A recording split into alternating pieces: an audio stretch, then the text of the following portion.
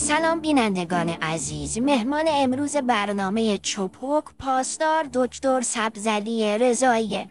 آقای دکتر کجا رفتی؟ ایوا دکتر چرا رفته بودی زیر میز؟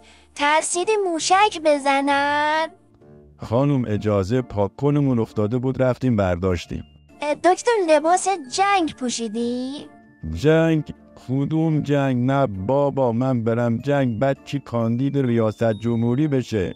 رختام چرک بود، دیدم این یه گوشه افتاده تنم کردم اومدم، درجه هاشم کندم، اگه گرفتنم بگم یه سرباز آشخورم.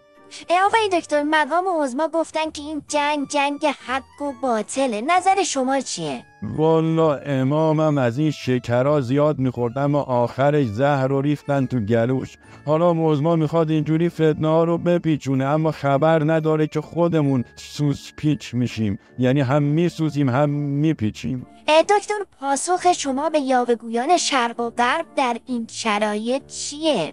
ما پاسخمون رو با پویش موشک میدیم. پویش موشک؟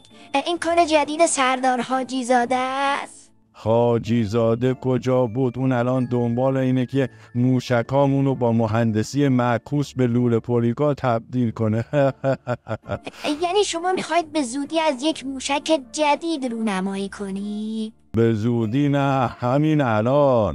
وای اگر خامنه‌ای حکم جهادم دهد، موشک و پوشک نتواند که جوابم دهد. میگی که اومد.